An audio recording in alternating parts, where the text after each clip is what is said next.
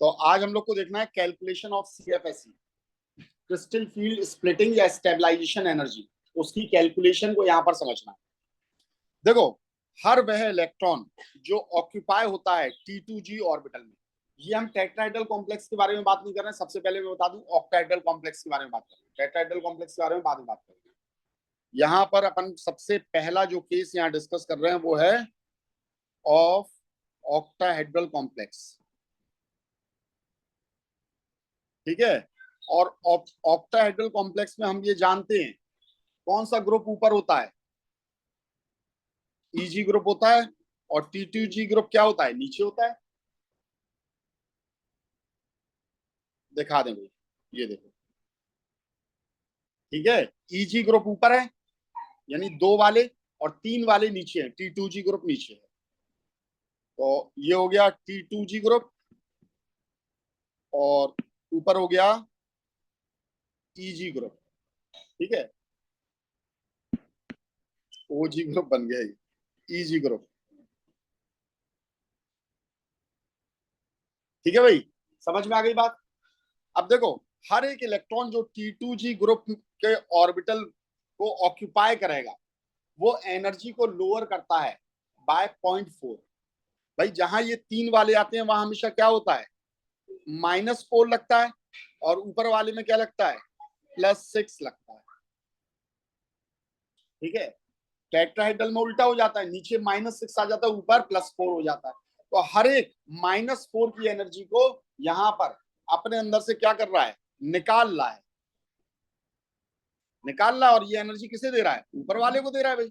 -4 -4 -4 कितनी हो गई, -12 एनर्जी निकाली, तो ऊपर +6 यानी +12 एनर्जी बढ़ गई। समझ में आ गई ये बात, नहीं आई, क्लियर है ये बात, ठीक। तो हर एक इलेक्ट्रॉन जो T2G ऑर्बिटल को ऑक्यूपाई करेगा वो एनर्जी की लोअरिंग करेगा, कितने से लोअरिंग करेगा, 0.4 से। माइनस साइन का मतलब होता है एनर्जी निकल रही है, ठीक है, लोअरिंग हो रही है। और एनर्जी जितनी कम होगी स्टेबलाइजेशन उतनी ज्यादा होगा, तो ये स्टेबलाइज कर रहा है। या फिर हम इसे -4 डेल्टा O बोल सकते हैं, या फिर हम इसे -4 DQ बोल सकते हैं। और हर एक इलेक्ट्रॉन जो Eg ऑर्बिटल को यानी ऊपर वाले को ऑक्यूपाई करता है, ऊपर वाले को ऑक्यूपाई करता है, वो आपका इंक्रीज करता है एनर्जी को, it increase energy by 0.6 delta O, या फिर +6 DQ। समझ में आ गई बात, क्या इतनी बात समझ में आ गई है। ऊपर कुछ भी रहे, चाहे टेट्राहेड्रल में रहे चाहे ऑक्टाहेड्रल में रहे, वो हमेशा प्लस करेगा, और नीचे वाला हमेशा माइनस करेगा। तो नंबर ऑफ इलेक्ट्रॉन अगर हम x माने, किसमें x माने, T2G में x है और Eg में y है, तो हमारा ये फॉर्मूला कैसे बनता है, हर एक इलेक्ट्रॉन 0.4 कम कर रहा है टेट्राहेड्रल में, तो जितने इलेक्ट्रॉन होंगे उतने का मल्टीप्लाई कर दोगे, सिंपल फॉर्मूला तो है। और जितने आपके Eg में जा रहे हैं वो बढ़ रहा है आपका टेट्राहेड्रल कॉम्प्लेक्स में, तो अगर y जा रहे हैं तो आपका 0.6 हर एक का है प्लस में, तो अगर 2 हैं तो 0.12 हो गया, 3 इलेक्ट्रॉन हो गए तो 0.18 हो गया। बात समझ आ रही है कि नहीं आ रही है। तो ये आपका CFSE का यानी क्रिस्टल फील्ड स्प्लिटिंग एनर्जी या स्टेबलाइजेशन एनर्जी का फॉर्मूला है। और इसमें नेगेटिव साइन आपको क्या बताता है, नेगेटिव साइन बताता है net lowering of energy, that is gain in stability. अब देखो, हम सबसे पहले निकालेंगे D1 कन्फिग्रेशन। अगर एक ही इलेक्ट्रॉन अगर आपका प्रेजेंट है, एक ही इलेक्ट्रॉन प्रेजेंट है, तो वो कहां जाएगा, T2G में जाएगा, ऑक्टाहेड्रल के कॉम्प्लेक्स में कहां जाएगा, T2G में। तो यहां पर नेट एनर्जी क्या हो जाएगी भाई, y में तो एक भी नहीं है, तो y 0 हो गया, तो इसमें मल्टीप्लाई किया तो ये भी 0 हो गया। और यहाँ x कितना है, x आपका सिर्फ एक है, x आपका कितना है, सिर्फ एक है, तो एक का मल्टीप्लाई 0.4 में किया तो 0.04 डेल्टा O आ गया, या -4 DQ आ गया।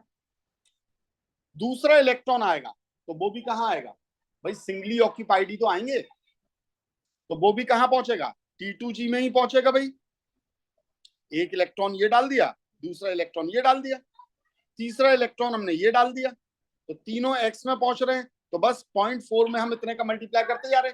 2 इलेक्ट्रॉन है तो 0.8 हो गया, 3 इलेक्ट्रॉन है तो 1.2 हो गया। क्या इसमें कोई परेशानी है? तो 3 इलेक्ट्रॉन तक यहां पर जो ऑक्यूपेंसी होती है, यानी जो यहां पर ये ऑक्यूपाइड हो रहा है, वो फिक्स होती है, सर्टेन होती है। कोई और इलेक्ट्रॉनिक कन्फिग्रेशन यहां पर बनता ही नहीं है। तो हम ये कहेंगे ऑक्यूपेंसी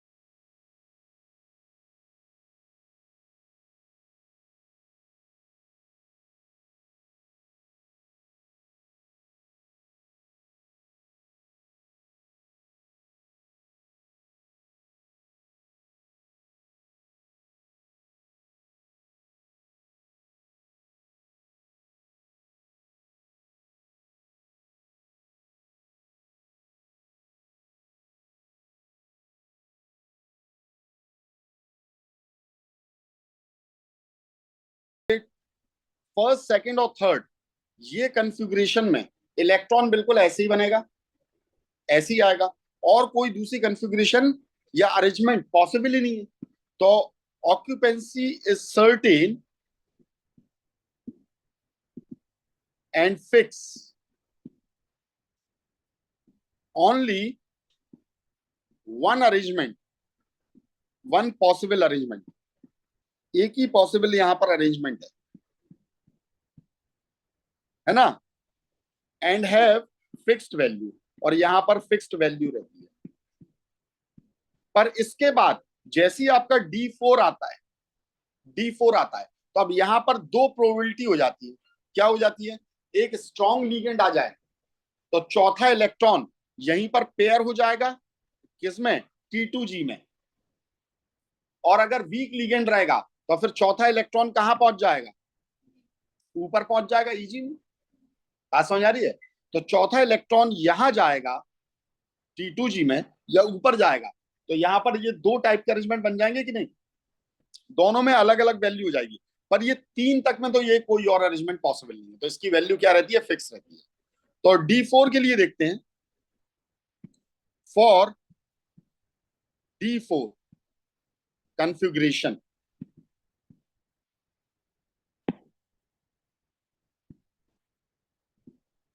D4 कन्फिग्रेशन के लिए हमारा यहां पर दो चीजें बन जाती है। एक बनता है स्ट्रॉन्ग लिगेंड,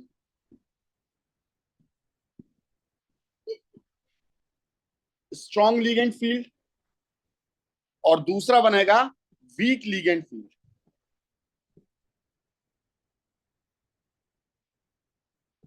ठीक है? और वीक लिगेंड फील्ड क्या बनाएगी? High spin state. और स्ट्रॉन्ग लिगेंड क्या बनाएगी? लो स्पिन स्टेट।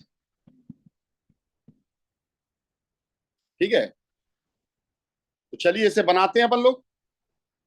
ये हो गया Eg, और ये हो गया आपका T2G। T2G में कितने हो जाएंगे? ये 3 हो जाएंगे। तो इसे हमने बोल दिया T2G, और इसे हमने बोल दिया Eg। अब हम इलेक्ट्रॉन को भरेंगे, तो अगर स्ट्रॉन्ग लिगेंड होगा तो चौथा इलेक्ट्रॉन कहां आ जाएगा? यहीं आ जाएगा T2G में। ठीक है? और यहां पर एनर्जी कितनी हो जाएगी? तो नंबर ऑफ इलेक्ट्रॉन कितने हो गए? 4। किसमें, T2G में, और T2G में इसका मल्टीप्लाई कितने से होगा, 0.4 से होगा। कितने का, 4 का, 4 का। ठीक है, तो आपने ये मल्टीप्लाई कर दिया, x की जगह पर आपने लिख दिया 4, और ईजी में कोई नहीं है तो 4 का मल्टीप्लाई कर दिया, तो आंसर कितना आया, -1.6। तो अगर आपका स्ट्रॉन्ग लिगेंड आया तो देखो एनर्जी क्या हो रही है, कम हो रही है, और स्टेबलाइजेशन ज्यादा हो रहा है। तो ये स्टेबलाइजेशन को भी एक्सप्लेन करती है थ्योरी। अब इसी को उठाकर हम यहां रखें, Eg, और ये हो गया T2G। ठीक है, ये लिख दिया हमने T2G, और ये लिख दिया Eg। अब यहां इलेक्ट्रॉन बनना है, तो ये 3 इलेक्ट्रॉन तो ये आ गए, और चौथा इलेक्ट्रॉन कहां जाएगा, ये ऊपर चला जाएगा। और ऊपर चला जाएगा तो अब यहां पर कैलकुलेशन कैसे करोगे, 3 इंटू 0.4, और वो भी कैसा, माइनस का। ठीक है, और 0.6 इंटू 1 हो जाएगा, तो यहां पर आंसर कितना आएगा, -0.6। समझ में आ गई बात। तो यहां पर बताओ कहां पर एनर्जी ज्यादा कम हो रही है, भाई दोनों में एनर्जी कम हो रही है, पर इसमें एनर्जी आपकी किसमें, इसमें, है ना, बात समझ आ रही है, इसमें कुछ एक एनर्जी बढ़ रही है, इसलिए आपका ये ज्यादा स्टेबल हो जाएगा। अब हम आ जाएं फॉर D5। D5, D5 में बिल्कुल ऐसे ही अगर हम यहां पर बात कर लें, चलो हम इसे कॉपी कर लेते हैं एक बार बनाकर, ताकि हम बार बार इसे लिखना ना पड़े। ये हो गया Eg, और ये हो गया T2G। ठीक है,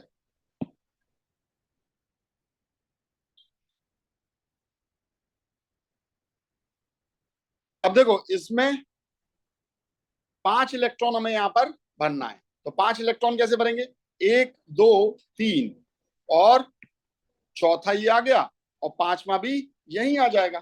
तो आंसर कितना निकलेगा इसका, 5 इंटू -0.4, कितना आंसर निकला, -2। ठीक है, और यहां पर अगर हम बात करें,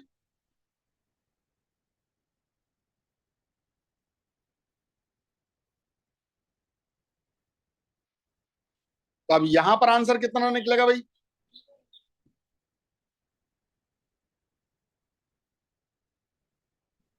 3, और ये आ गया 4, और ये आ गया 5, तो कितना आंसर निकलेगा भाई, 0 आंसर निकला है।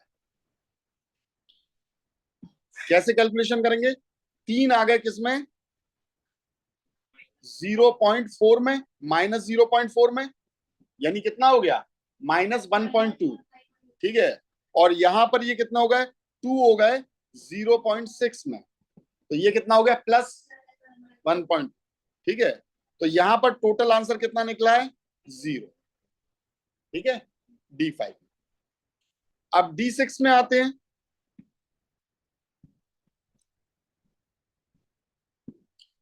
D6 के लिए क्या बनेगा भाई,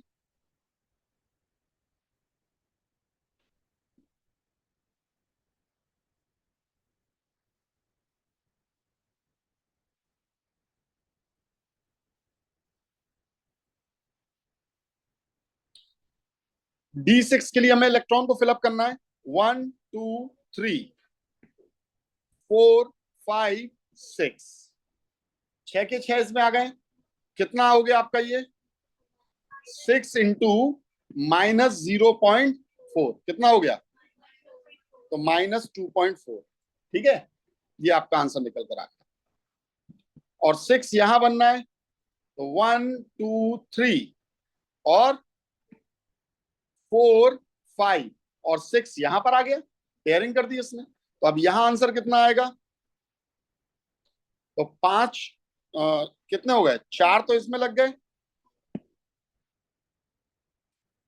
4 लगे हैं किसमें, 0.4 माइनस का इसमें। ठीक है, 4 ही तो लगे हैं भाई, 5 कहां से लग गए, 4 ही तो लगे हैं, और यहां पर कितना आ गया आपका, +2 आ गए किसमें, 0.6 में, तो आंसर कितना आया, -0.4, ठीक है।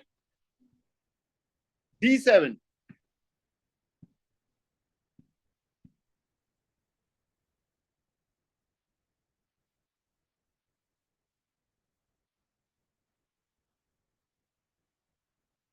D7 में 1 2 3 और 4 5 6 और ये आ गया 7, ठीक है। और यहां पर 1 2 3 4 सॉरी 4 5 6 और ये आ गया 7, ठीक है। कैलकुलेशन करो कितनी हो जाएगी। यहां कितने हो गए, 6 इलेक्ट्रॉन किसमें है, -0.4 में, और एक इलेक्ट्रॉन किसमें है, 0.6 में। तो आंसर कितना निकला, -1.8।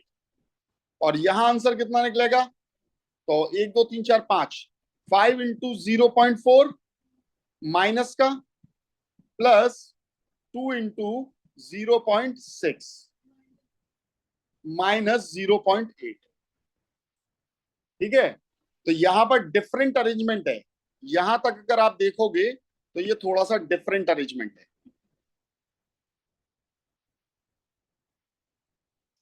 Different arrangement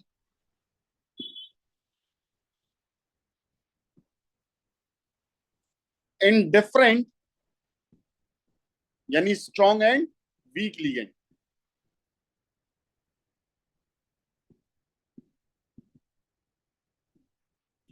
so different values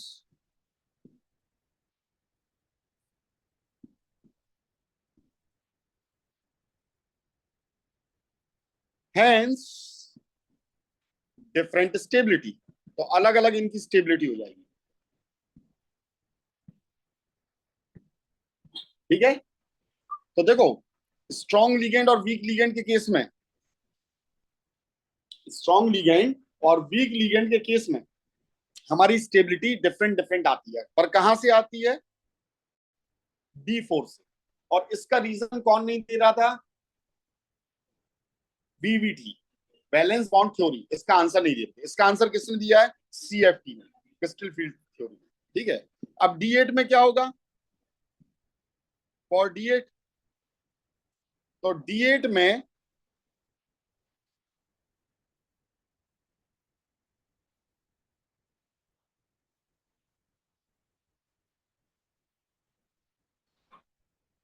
अब हमें इलेक्ट्रॉन्स को बनना है, तो 1 2 3 और फिर क्या होता है, 4 5 6 7 और ये क्या हो गया, 8। अब यहां आ जाओ, 1 2 3 4 5 4 5 6 7 8। देखो सेम अरेंजमेंट दिख रहा कि नहीं, दोनों में अरेंजमेंट क्या अलग अलग दिखाई दे रहा आपको, है ना। तो अब यहां आंसर कितना हो जाएगा, तो ये हो जाएगा 6 इंटू -0.4 और प्लस 2 इंटू 0.6, यानी आंसर कितना निकल कर आया, 1.2। काहे का, माइनस का। दोनों के केस में ही, इसमें भी और इसमें भी, स्ट्रॉन्ग और वीक दोनों टाइप के लिगेंड में सेम टाइप का आंसर आएगा। D9 के लिए भी क्या हो जाएगा, सेम निकलेगा, और D10 के लिए भी कैसा निकलेगा, सेम निकलेगा। फॉर D9,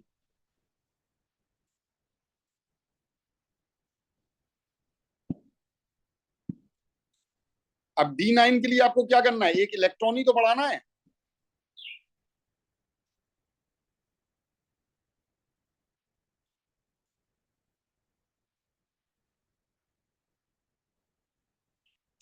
दोनों के लिए एक ही एक इलेक्ट्रॉन तो बढ़ाना है।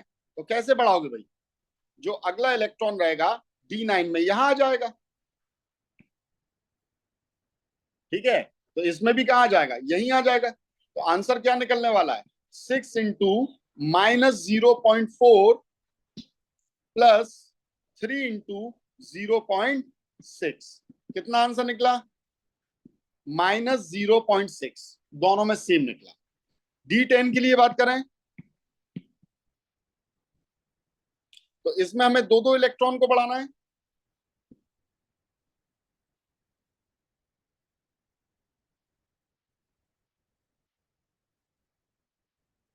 मतलब दो दो इलेक्ट्रॉन कैसे, ये हमने सेकंड लास्ट वाले लिया था। तो एक ही आ गया, एक ही आ गया, यहां पर भी एक और एक ये आपका।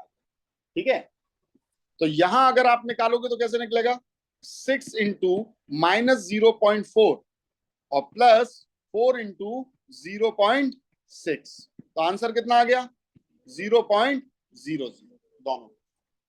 ठीक है, तो इस तरीके से हम यहाँ पर CFSE के थ्रू यहाँ पर ये जवाब देते हैं कि भाई कौन ज्यादा स्टेबल होगा और कौन कम स्टेबल होगा।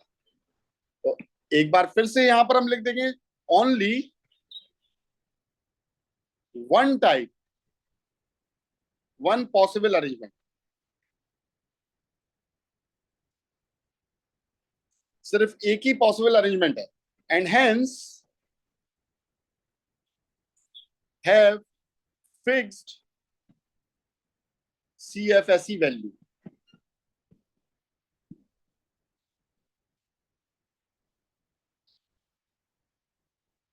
ठीक है भाई, समझ में आ गया। तो आज सिर्फ इतना ही करूं, CFSE वैल्यू को यहाँ पर इसे बहुत अच्छे से समझ लो कि ऐसा क्या है। ठीक है, इसके बाद में कुछ थ्योरेटिकल नोट्स हैं, तो उसे मैं पहले से लिख कर रखूंगा ताकि टाइम वेस्ट ना हो। फिर हम थोड़ी सी ऑक्टाइडल कॉम्प्लेक्स के बारे में बात करेंगे। ठीक है, फिर उसके बाद में हमारा आइसोमेरिज्म स्टार्ट